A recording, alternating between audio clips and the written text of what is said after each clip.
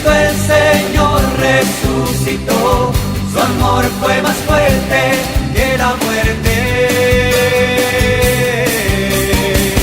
Cristo el Señor resucitó, su amor fue más fuerte que la muerte. Palabra y adoración, un espacio para que escuches la voz de Jesús.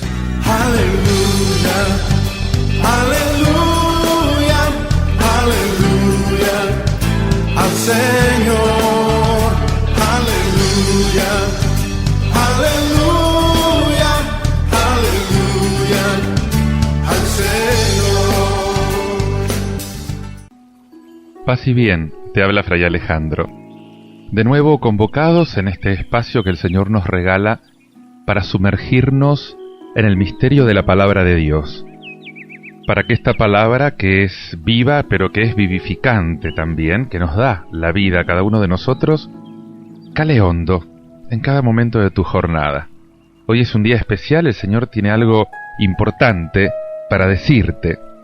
¿Sabés que en la evolución de toda la creación hay una especie de ascenso de la humanidad? De esta humanidad coronada con la presencia de Cristo, justamente en virtud de una promesa. Y esa promesa es que Dios será todo en todos. Pero resulta que, entrecruzado con este ascenso, hay otro ascenso. Y es el ascenso del pecado. De este pecado dirigido contra la historia ascendente, contra esa historia planificadora de la salvación de Cristo. Hay algo que nos quiere tirar para abajo, para decirlo de algún modo. Los hombres somos mediadores, unos de otros, para bien o para mal. Para bien o para mal. Facilitamos o impedimos el crecimiento de la gracia, el crecimiento de la salvación, el crecimiento de esa liberación total que el Señor quiere realizar en cada uno. ¿Sabés que en el camino de esta realización tan difícil del mundo y de nosotros mismos, en ese tramo de nuestras propias decisiones, de nuestras propias actitudes, se presenta la culpa como una piedra en la que también podemos tropezar? ¿Por qué? Y porque nacemos incompletos. Nos vamos haciendo paulatinamente. Cristo es el principio, es la imagen primigenia, es el prototipo del hombre nuevo, pero hay que llegar a Cristo. Y en la esfera de la confrontación de nuestra intimidad con la de Cristo, aparece la realidad del pecado. Y el pecado aparece como una sombra. Estamos en situación de pecado, pero estamos en vías de salvación. Y lo estamos gracias al amor que Dios nos tiene. Sin embargo, es bueno que recuerdes que el pecado es una lesión del prójimo, pero solo se descubre cristianamente delante de Dios. Nace del corazón, pero se manifiesta públicamente en los fratricidios, en la corrupción social, política, en las estructuras económicas del capital a toda costa, en todas las idolatrías totalitarias, en los fascismos estatales. Es iniquidad personal, porque es lesión de los intereses de toda la comunidad humana, si querés mejor dicho, de los intereses del reino de Dios. Es por esto que la clave de discernimiento siempre va a ser la justicia. Quiero que escuches ahora una proclamación de la palabra de Dios, una lectura del profeta Isaías. Está en el capítulo 50, versículos 5 al 10, en la que se nos presenta un personaje, este personaje del siervo del Señor. Personaje que personifica el fracaso aparente, atormentado, despreciado, tenido por réprobo, pero que al mismo tiempo revela que en el fracaso puede haber sentido. Y él lo encuentra al estar en cada momento a la escucha. Dios se le manifiesta presente en el dolor como el Salvador. Por eso lo acepta con firmeza, lo acepta con esperanza. La luz de la elevación aclara el misterio de la pasión. Enseña a los que sufren a estar también a la escucha, porque Dios también está en el sufrimiento. Escuchá lo que dice el profeta Isaías. En aquellos días, dijo Isaías, el Señor Dios me ha abierto el oído, y yo no me he rebelado ni me he echado atrás. Ofrecí la espalda a los que golpeaban, la mejilla a los que mesaban mi barba. No oculté el rostro a insultos y salivazos. Mi Señor me ayudaba, por eso no quedaba confundido, por eso ofrecí el rostro como pedernal, y sé que no quedaré avergonzado. Tengo cerca a mi abogado, ¿quién pleiteará contra mí? Vamos a enfrentarnos. ¿Quién es mi rival? Que se acerque. Miren, mi Señor me ayuda. ¿Quién probará que soy culpable? Este pasaje del profeta que acabas de escuchar forma parte de lo que llamamos el segundo libro de Isaías, conocido como el tercer poema del siervo del Señor. Y este poema anticipa lo que sucederá al siervo de Dios. Y se destaca un personaje que es plenamente consciente de su misión, plenamente consciente de su destino. Es esa figura profética del Mesías, fiel a su misión, a pesar de los sufrimientos por los que tiene que pasar. ¿Por qué? Porque su confianza está puesta en el Señor. Es por esto que no se rebela ante la misión que le fue confiada, y tampoco se resiste a las injurias, esas injurias que le infligen sus contemporáneos, casi considerando como que estas injurias o este sufrimiento forma parte de su misión. Y es que el servidor del Señor sabe que tiene que enfrentarse en un juicio contra sus enemigos. Fíjate que esto es lo que sugiere todo ese vocabulario judicial de Isaías 50 del 8 al 9. Defensor, denunciar, comparecer, acusar, condenar. Sabe que dispone de los medios necesarios para hacer frente a esa situación y también para salir victorioso. Pero sabe también que no va a tener necesidad de utilizar esos medios. ¿Por qué? Porque el Señor mismo va a tomar a su cargo su defensa.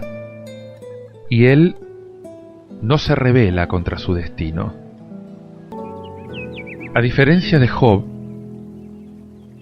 que tiene miedo de no poderse justificar delante de Dios, este siervo está seguro de salir airoso en este proceso, porque Dios está de su parte, y esta misma suerte le espera a sus discípulos.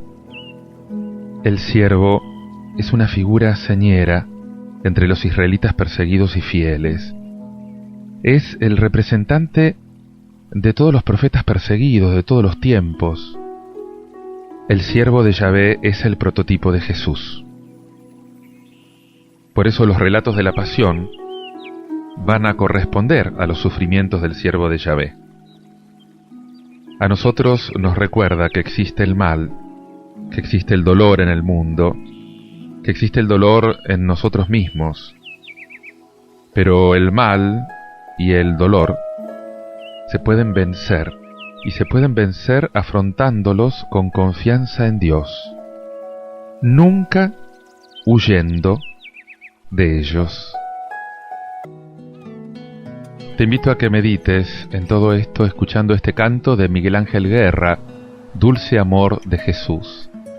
¿Sabes por qué uno se puede mantener entero en medio de las persecuciones o en medio de los sufrimientos?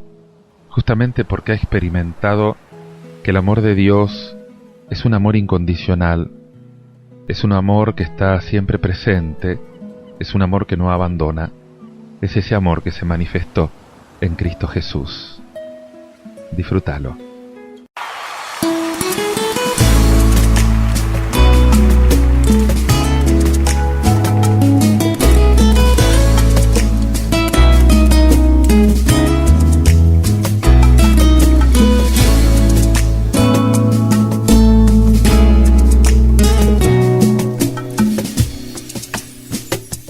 El dulce amor de Jesús nunca cesa.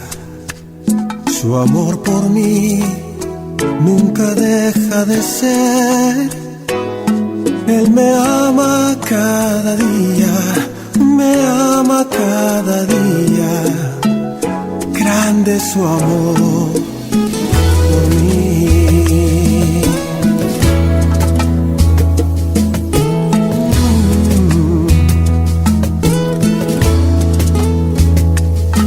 Dulce amor de Jesús nunca cesa.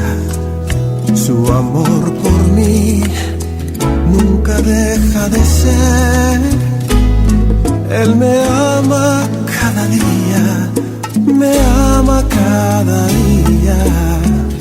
Grande es su amor por mí. Grande es su amor por mí.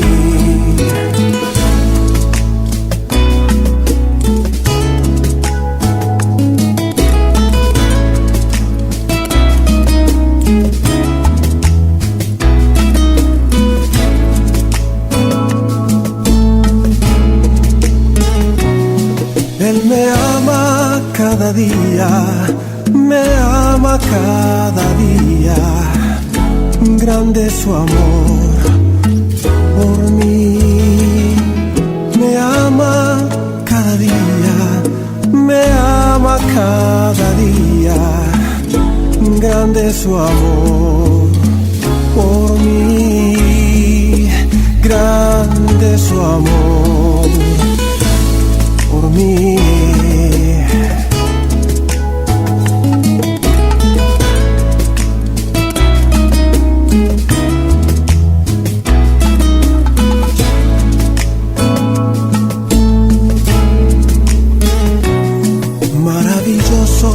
Jesús es para mí, más dulce que la miel que emana del panal. Maravilloso Jesús es para mí, más dulce que la miel que emana del panal. Me liberó, Él me liberó. Yo le alabaré por toda la eternidad.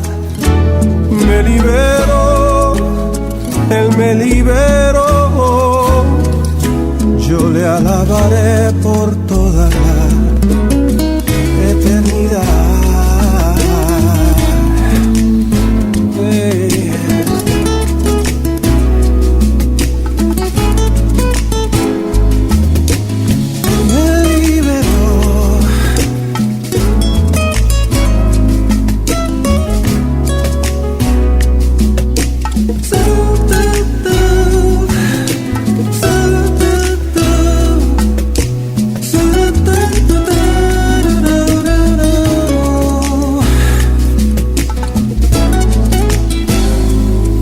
Él me ama cada día, me ama cada día.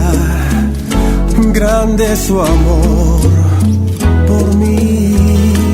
Él me ama cada día, me ama cada día. Grande es su amor por mí. Grande es su amor por mí, su amor por mí,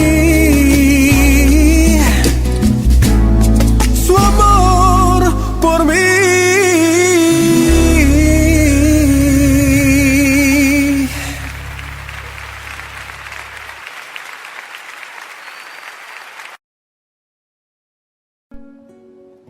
Te invito a que ores conmigo con el Salmo 114. Con esta antífona: caminaré en presencia del Señor en el país de la vida. Amo al Señor porque escucha mi voz suplicante, porque inclina su oído hacia mí el día que lo invoco. Caminaré en presencia del Señor en el país de la vida. Me envolvía en redes de muerte, me alcanzaron los lazos del abismo. Caí en tristeza y en angustia. Invoqué el nombre del Señor: Señor, salva mi vida. Caminaré en presencia del Señor en el país de la vida. El Señor es benigno y justo, nuestro Dios es compasivo. El Señor guarda a los sencillos, estando yo sin fuerzas me salvó. Caminaré en presencia del Señor en el país de la vida. Arrancó mi alma de la muerte, mis ojos de las lágrimas, mis pies de la caída. Caminaré en presencia del Señor en el país de la vida. Hay una primera lectura que podemos hacer de este salmo con el pueblo de Israel. Este salmo es un salmo de acción de gracias. Forma parte de todo el Jalel egipcio. Sabes que los judíos lo cantaban al finalizar la comida pascual, justamente después de recordar la liberación de la esclavitud de Egipto. Y este contexto es el telón de fondo. Los prisioneros liberados, los antiguos deportados, los que han escapado de un peligro grave. Esto sí que lo pueden comprender mejor. Efectivamente, Israel estaba atado en esas redes de ese faraón terrible, sin ninguna libertad, atado con nudos de la sujeción más dura. Estaba sofocado en medio de una civilización de un paganismo idolátrico, y el pueblo de Dios se sentía justamente como muerto. El pueblo de Dios se sentía muy pequeño, se sentía débil frente a ese poder formidable del Estado opresor.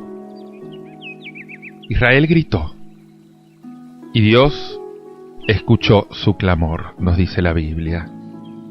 Dios liberó a Israel y lo hizo entrar en la tierra del reposo, en la tierra de los vivos, en esa tierra de Canaán, en que se vive a gusto, que es la tierra misma de Dios, donde está su casa, donde está su ciudad, la tierra en la que uno puede vivir en presencia del Señor. Fíjate hasta qué punto este poema está impregnado de todo el acontecimiento pascual. ¿Podríamos orar con este salmo olvidando todo este contexto histórico? Cuando lo recites en nombre de Israel, poniéndote psicológicamente en el lugar de este pueblo, esa noche de la comida pascual, de ese pueblo que tenía conciencia de existir únicamente porque Dios lo había salvado. Estaba salvado. Y vos también estás salvado, has sido salvado por el Señor. Porque Dios verdaderamente te salvó de la muerte. La segunda lectura que podemos hacer de este salmo es con Jesús. ¿Cómo podríamos recitar este salmo ignorando que Jesús lo cantó la tarde del Jueves Santo en acción de gracias por su última cena? Cuando Jesús instituyó la Eucaristía, la acción de gracias, en el cuadro de la comida pascual tradicional de su pueblo, Jesús tuvo que orar este salmo, y orarlo con un fervor particular. Amo al Señor, dice el salmo, y Jesús no cesaba de hablar del Padre. Él inclina su oído hacia mí, dice el salmo. Y Jesús decía: yo sé que tú me escuchas siempre. Me envolvía en redes de muerte, me alcanzaron los lazos del abismo. Para el salmista era una imagen simbólica admirable. la resurrección de Jesús, realizó al pie de la letra esta oración tan inaudita. Invoqué el nombre del Señor. Señor, salva mi vida. Él arrancó mi alma de la muerte. Caminaré en presencia del Señor en el país de la vida. Entre todos los humanos, Jesús solamente puede decir estas palabras con toda verdad, como primogénito de entre los muertos que es. Y nosotros también lo podemos decir. Nosotros también lo podemos decir y lo podemos afirmar esperando nuestra propia resurrección. En Él ya hemos sido salvados. Y con un poco de imaginación podemos acomodarnos en un rincón del cenáculo, aquella tarde memorable, colocarnos entre los discípulos, con un oído muy atento para escuchar la voz de Jesús que canta. No es algo traído de los pelos, es la verdad. Jesús cantó las palabras de este salmo aquella tarde. Jesús, por otra parte, pidió a sus discípulos: háganlo de aquí en adelante. Hagan lo que yo he hecho. Hagan esto en memoria mía. Nos tendríamos que preguntar si nuestros cultos eucarísticos realizan este deseo de Jesús. Incansablemente, no dejes de dar gracias al Padre, que te salvó de la muerte y que te salva por su resurrección. Y la tercera lectura que hacemos de este salmo es con nuestro tiempo. Con tantas situaciones de tristeza y de angustia que hay. Fíjate la densidad de la oración de Jesús infundida en este salmo, que no impide que hoy la recitemos por nuestra cuenta, por los oprimidos de hoy, por los desesperados de hoy, por los enfermos graves de hoy. Toda esa imagen de la red, de los lazos, qué sugestiva que es. Cuántos hombres y mujeres, desgraciadamente, están atados, están inmovilizados por limitaciones físicas o sociológicas o morales, de las cuales no se pueden liberar. Cada uno conoce esta red terrible en la que se encuentra atrapado. Este sufrimiento tenaz, este fracaso lacerante, este hábito que no logro erradicar, este rasgo de temperamento que me pesa, este pecado que me tiene atado, esta situación que aparentemente no tiene una salida humana, esa preocupación por el dinero o por el porvenir, esa preocupación ante los comportamientos de los niños, de los bebés. Pobre humanidad. Habría que taparse los ojos para no ver tanta angustia. Por esto recitar los salmos, celebrar el oficio, no es de ninguna manera marginarse de la realidad del mundo. Nuestro oficio es justamente orar por el mundo, por la condición humana en su totalidad, que es la que está presente en los salmos. Quizás nada mejor que los salmos para representar al hombre. Y acá aparece el grito de mi oración. La Biblia con frecuencia es más veraz que nosotros mismos. En Occidente muy frecuentemente hemos suavizado la religión, la hemos civilizado, la hemos hecho culta. No hay que hacer ruido, no hay que gritar. Dios escucha nuestros gritos. Dios no se escandaliza de nuestros gritos. Y los salmos están llenos de gritos. Y en este momento sube desde la tierra un gran clamor. No nos tapemos los oídos. Hagamos que resuenen hacia Dios. Comprometámonos a hacer alguna cosa en favor de aquellos que gritan así. ¿Lo estás haciendo? Señor, yo te lo ruego, libérame. Esta es la oración que tenemos que repetir. Libéranos del mal, libérame de todo mal. Jesús nos sugirió orar de esta manera, porque nuestro Dios es ternura, Él defiende a los pequeños, nuestro Dios no es insensible. El mal le hace mal. Él sufre con sus hijos, como una madre que se siente personalmente herida por todo lo que se relaciona con los suyos. Nuestro Dios es un Dios vulnerable. Alma mía, recupera la calma. No se puede vivir en una tensión perpetua. Dios nos sugiere bondadosamente que tomemos un poco de reposo. La pregunta es, ¿dónde está el reposo? Y el Salmo dice, arrancó mi alma de la muerte. Caminaré en presencia del Señor en el país de la vida. ¿Por qué en vez de rebelarnos y de acusar a Dios del mal que existe en el mundo, no lo escuchamos? Él nos dice, y lo repite, que nos hizo para la resurrección, para la vida. Nos hizo para la vida divina.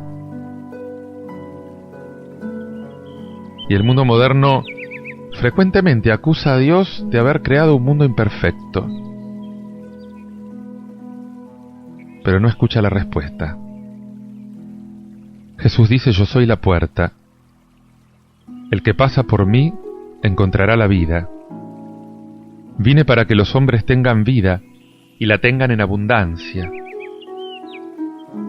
Y me tendría que preguntar, ¿suelo, como hizo el salmista, como lo hizo Jesús, terminar un grito de oración mediante un apacible canto de acción de gracias? En la confianza de la fe, en el reposo del alma, ya recuperado. Te invito a que medites en todo esto, escuchando este canto de Dagmar, Yo te prometo.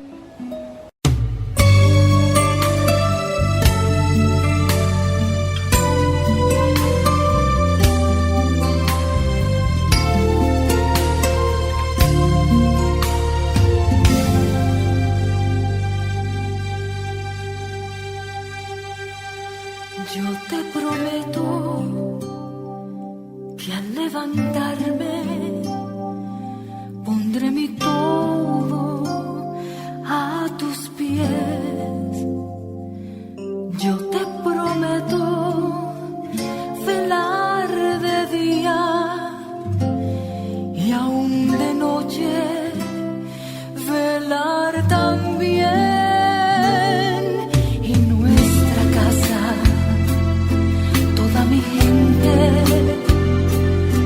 Yo te prometo te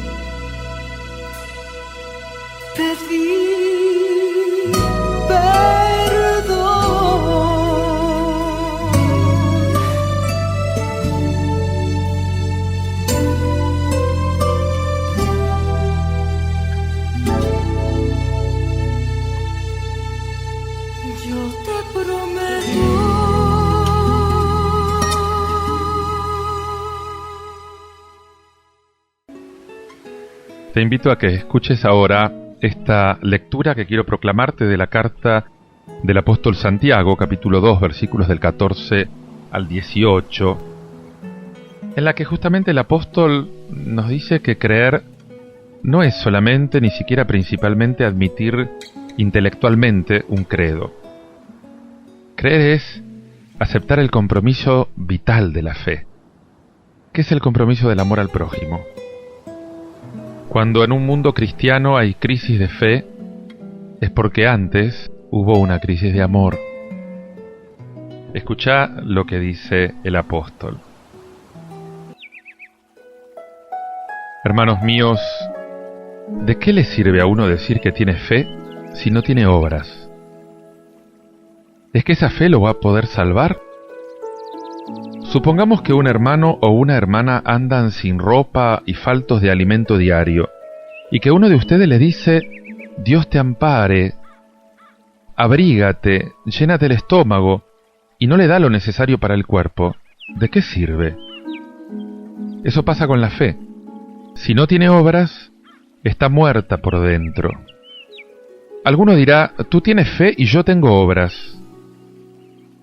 Enséñame tu fe sin obras, y yo, por las obras, te probaré mi fe. La fe, si no se traduce en obras, está completamente muerta. Qué importante que este texto del apóstol Santiago nos invite a vivir una fe auténticamente cristiana. Esa fe operativa, esa fe eficaz, mediante obras concretas, en contraposición a esa religión reducida a mera palabrería, a formulismo. Fíjate que acá se desarrolla el problema de la fe en torno al eje temático de la fe en relación con las obras. Y algunos quisieron oponer esta doctrina a la doctrina de San Pablo.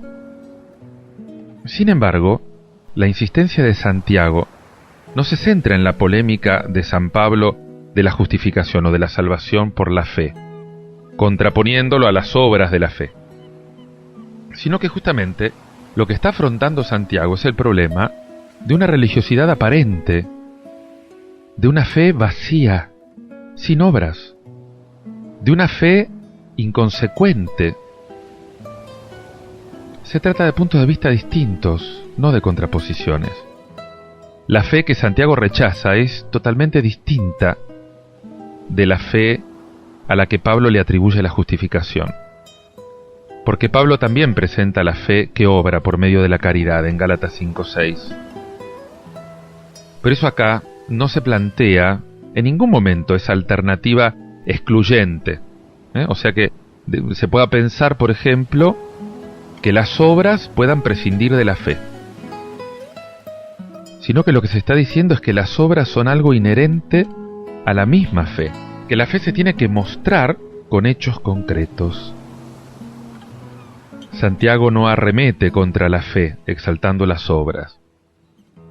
Lo que hace es poner de relieve la necesidad de una fe consecuente, que se lleve a la práctica mediante las obras. Porque la fe sin obras es inútil. Es un cadáver, no sirve para nada, es una farsa. Es posible que en este texto se polemice contra un paulinismo malentendido. Quería renunciar a ser la fe operante en la vida. Santiago no teorizó sobre la fe. A él le preocupa que esa fe sea auténtica y que se proyecte a la vida del cristiano.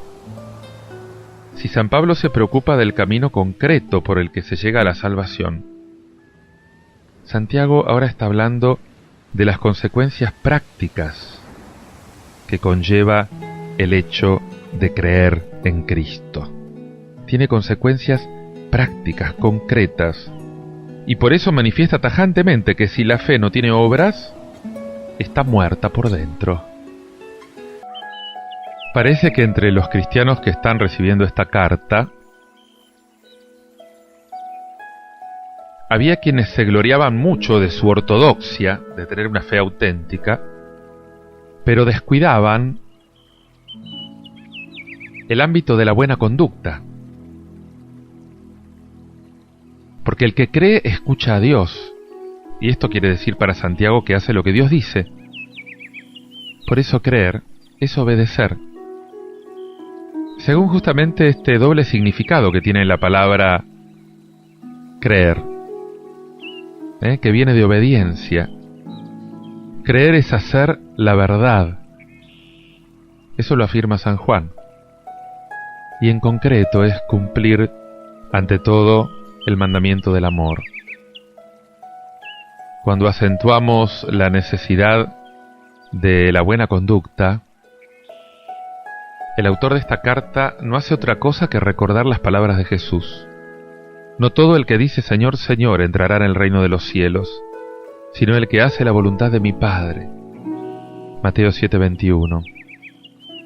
En esta misma carta dice Santiago que la religión verdadera, la fe auténtica, consiste en visitar a los huérfanos y a las viudas en sus tribulaciones, y en no mancharse las manos con este mundo. Cuando Pablo critica la doctrina de los fariseos sobre la salvación por las obras de la ley, cuando afirma que lo que salva es la fe en Jesucristo, en Gálatas 2:16, no se refiere a una fe de los labios. También para Pablo creer es hacer la verdad que viene de Dios en Jesucristo y para los hombres. Es actuar como Jesús. Con un ejemplo sencillo, tremendamente realista, fíjate que este autor ilustra lo que entiende por fe verdadera y muestra lo poco que sirve una fe sin obras. Si las buenas palabras no resuelven nunca los problemas del prójimo,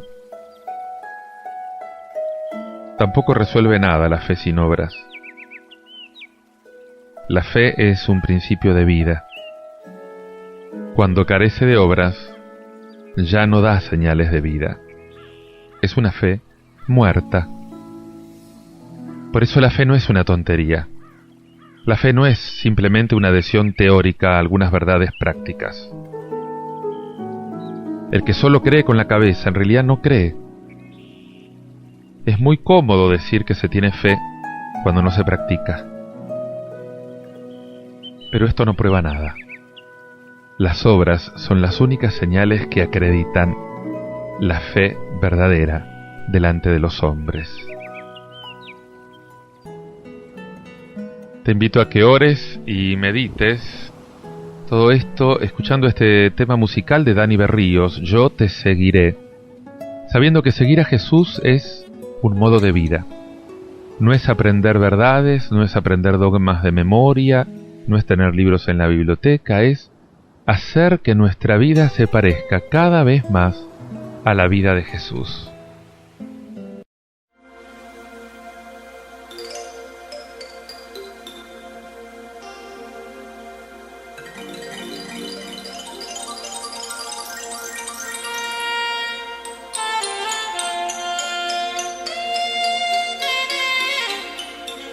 Escucho las voces a mi alrededor, me llaman sin cesar. Veo las luces, siento una atracción difícil de resistir. No voy a ceder a la tentación, mi vista está puesta en ti, Señor. Yo aprendí a confiar en ti, nada me apartará de ti. Yo te seguiré, no importa, Señor, a dónde me guíes tú. Yo te entrego mi ser y mi corazón. Yo te seguiré, no miro hacia atrás, mantengo mis ojos en ti. Y desde hoy y hasta el fin, yo te seguiré.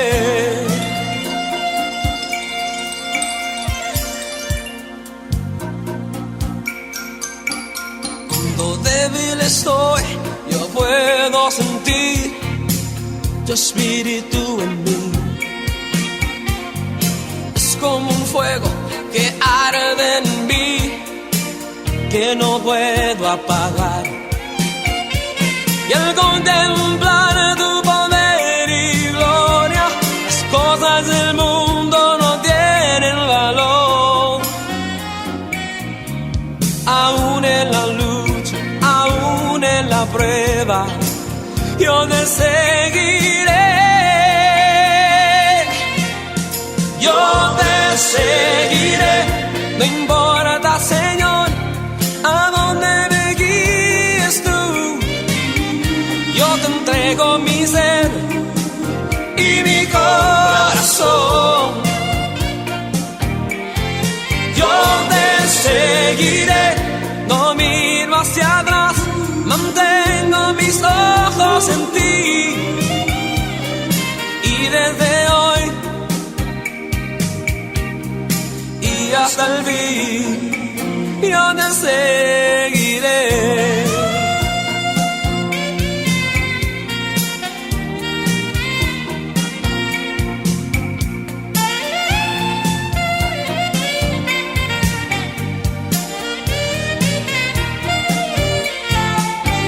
Y al contemplar tu poder y gloria, las cosas del mundo no tienen valor.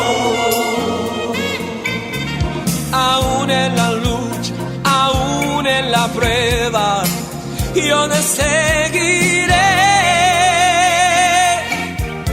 Yo te seguiré, no importa, Señor, a dónde me guíes tú. Yo te entrego mi ser y mi corazón. Yo te seguiré, no miro hacia atrás, mantengo mis ojos en ti. Y desde hoy y hasta el fin, yo te seguiré. No importa, Señor, a dónde me guíes tú. Yo te entrego mi ser y mi corazón. Yo te seguiré, no miro hacia atrás, mantengo mis ojos en ti. Y desde hoy y hasta el fin, yo te seguiré.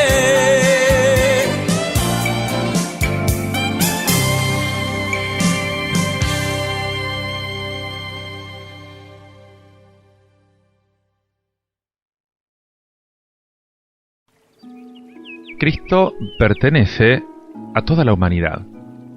Él es considerado universalmente como una de las primeras figuras de la galería humana.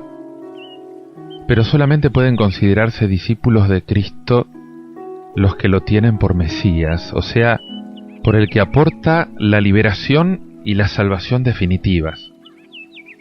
El misterio cristiano del perdón, de la reconciliación, se nos hace intolerable porque consiste en entregar la vida. Y es justamente en la Eucaristía que celebramos la vida de aquel que se entregó por nosotros. Escuchá cómo lo narra el Evangelio de Marcos, capítulo 8, versículos del 27 al 35. En aquel tiempo Jesús y sus discípulos se dirigieron a las aldeas de Cesarea de Felipe. Por el camino preguntó a sus discípulos: ¿Quién dice la gente que soy yo? Ellos le contestaron: unos Juan el Bautista, otros Elías, y otros uno de los profetas. Y él les preguntó: ¿Y ustedes, quién dicen que soy? Pedro le contestó: tú eres el Mesías. Él les prohibió terminantemente decírselo a nadie, y empezó a instruirlos. El Hijo del Hombre tiene que padecer mucho, tiene que ser condenado por los senadores, sumos sacerdotes y letrados, ser ejecutado y resucitar a los 3 días. Se lo explicaba con toda claridad. Entonces Pedro se lo llevó aparte y se puso a increparlo, y Jesús se volvió y de cara a los discípulos increpó a Pedro. «Quítate de mi vista, Satanás. Tú piensas como los hombres, no como Dios». Después llamó a la gente y a sus discípulos y les dijo: «El que quiera seguirme, que se niegue a sí mismo, que cargue con su cruz y me siga. Miren, el que quiera salvar su vida la perderá, pero el que pierda su vida por el Evangelio la salvará». Jesús abandonó Galilea y se dirige con sus discípulos hacia el norte, hacia la región de Cesarea de Filipo, justamente en la vertiente suroeste de la cordillera del Hermón, allí donde nace el río Jordán. Y en el camino a Cesarea tiene lugar este diálogo tan memorable que representa el punto más alto, el punto decisivo en todo el Evangelio de Marcos. La primera pregunta de Jesús sobre la opinión de la gente sobre él, fíjate que no solamente prepara la segunda, que es realmente la que importa, sino que también quiere dar a entender la separación entre el pueblo y los discípulos, que ya se va convirtiendo en una realidad dolorosa. Ante Jesús, que no se conforma con simpatías o con opiniones vagas, sino que está exigiendo a los suyos una toma de postura decisiva frente a su persona, Pedro, en nombre de todo el grupo, ahora lo proclama abiertamente y con mucha certeza como el Mesías. Tú eres el Mesías. Y esta respuesta recoge el primer título que el evangelista ya había señalado en el inicio de la obra, en Marcos 1:1. Por lo tanto, es un momento crucial, es un momento preparado de una manera muy hábil, de una manera muy cuidadosa. Y Jesús acepta su confesión, no la rechaza. Solamente encarece a los discípulos el más estricto silencio sobre esto. Pero queda pendiente la pregunta: ¿qué significaba en realidad para Pedro que era el Mesías? Sin duda, Pedro va más lejos que el resto de la gente que consideraba a Jesús como un gran profeta, porque ya lo califica como Mesías, y esto supone mucho más. Suponía reconocerlo como el último enviado de Dios, que en rango de rey va a conducir al pueblo de Israel a la salvación definitiva. Este es el Mesías. Que la historia iba a llegar con él a la plenitud. Por esto la respuesta de Pedro es exacta. La respuesta de Pedro subraya perfectamente esta singularidad, esta condición real de Jesús. Sin embargo, puede prestarse en aquel entonces a graves malentendidos, justamente porque se la puede teñir con un tono triunfalista, político, nacionalista, que no tiene nada que ver con Jesús. Y de acá que los discípulos reciban la orden de callarse. ¿Por qué? Porque era preciso clarificar, depurar, complementar este concepto de Mesías que ellos tenían. Después de la confesión de Pedro, se abre justamente la segunda parte del Evangelio de Marcos, y comienza todo el itinerario final. Jesús, partiendo de Cesarea de Filipo y atravesando la región de Galilea, ahora se dirige a la ciudad de Jerusalén. Jesús ahora comienza a precisar su misión. Para los discípulos, este primer anuncio de la pasión y de la resurrección supone ahora una enseñanza totalmente nueva. Acá Jesús sustituye el título de Mesías por el título de Hijo del Hombre, que es una expresión genérica que sirve justamente para designar simplemente a quién pertenece la raza humana, el hombre, el verdadero hombre. Yo te diría el único que merece el título de hombre. Y como Hijo del Hombre, a Jesús le está reservado el triunfo, la gloria, el poder de juzgar, pero antes tiene que pasar por la acusación, antes tiene que pasar por el escarnio, antes tiene que pasar por la muerte. Y este es el camino que tiene que recorrer el Mesías, pero que Pedro no está dispuesto a aceptar, y acá viene el conflicto. La actitud de Pedro le hace merecedor de una recriminación muy dura. La orden que recibe es la de volver al puesto que le corresponde, o sea, al puesto de discípulo. Ponete detrás de mí, no delante de mí. O sea, Pedro, sos tú el que me sigue a mí, no yo el que te tengo que seguir a ti. El calificativo de Satanás que usa el Señor identifica al que actúa en contra de Dios, es el adversario, el que intenta arrebatar la palabra. Y en el espejo de Pedro entonces tiene que mirarse cada creyente. Para todos resulta difícil aceptar aquello que no es de nuestro agrado, todo aquello que desbarata nuestros sueños, nuestras ilusiones, nuestros planes. El camino doloroso del Mesías, también el camino del discípulo. Es por esto que Jesús señala todas las exigencias que implica caminar detrás de Él. Implica negarse a sí mismo, o sea, una conversión radical, renunciando a los propios criterios humanos para asumir los criterios de Dios. Implica proyectar su vida en términos de donación, no de posesión. Implica testimoniar valientemente la fe, incluso cuando todo esto acarree burlas, ultrajes, persecuciones. La fe es una fuerza que tiene que regir toda la existencia del cristiano, sin que sea posible deshacerse de esta exigencia a la hora de la prueba. Por eso seguir a Jesús es aceptar todo lo que conlleva este seguimiento. Te invito a que medites y des gracias de todo esto escuchando este canto de Jorge Suárez. Acércame a ti.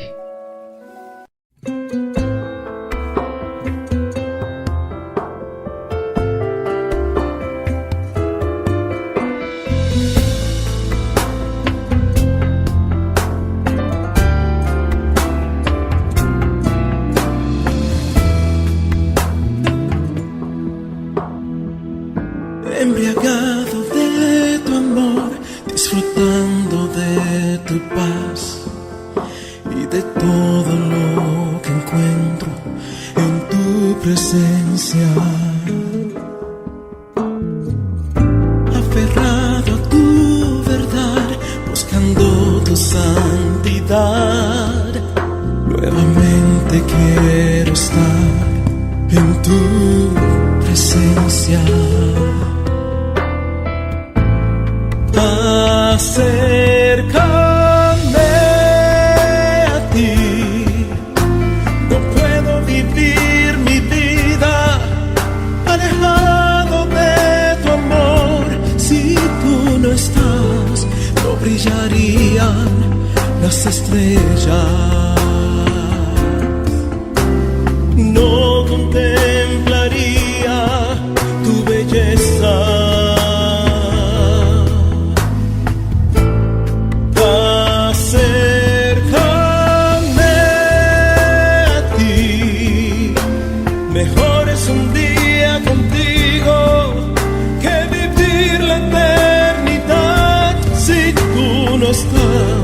Hoy quiero amarte y adorarte y encontrar otra razón para pedir.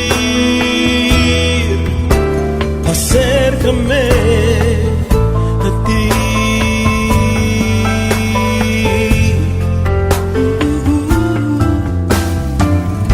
Cada día quiero entrar en el huerto de tu amor, donde a solas puedo estar en tu presencia. Oh, oh, acércame a ti, no puedo vivir mi vida alejado de tu amor. Si tú no estás, no brillarían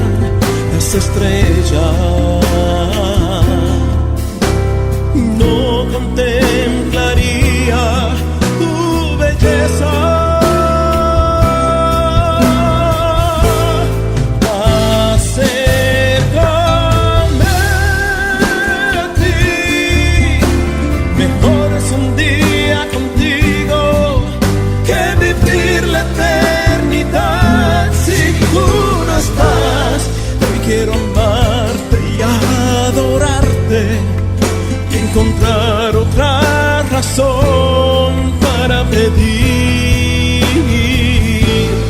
Hoy quiero amarte y adorarte y encontrar otra razón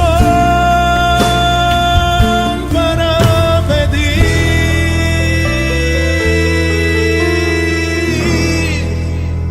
Acércame a ti. Acércame a ti. Acércame